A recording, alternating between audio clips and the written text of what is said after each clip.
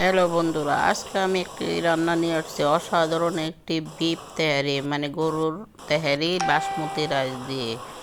আর যেমন দেখতে তেমনি খাইতেও অনেক সুস্বাদু। খুব কম সময়ে আপনারা রাইস কুকারে রান্না করে নিতে পারেন বিফ তেহারি। এই যে আমি সব মশলা টশলা দিয়ে রাইস কুকারে একদম মাখিয়ে বসিয়ে দিয়েছিলাম। গরম পানি আর পেঁয়াজ বেরেস্তাটা আমি আলাদা চুলায় করে রাখছিলাম।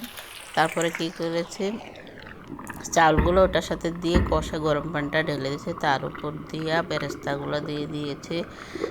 শর্টকাট রান্না যেটাকে বলে, অনেকে ব্যাচেলার আছে, কম সময়ে রান্না, শর্টকাট রান্না বুঝতে পারে না।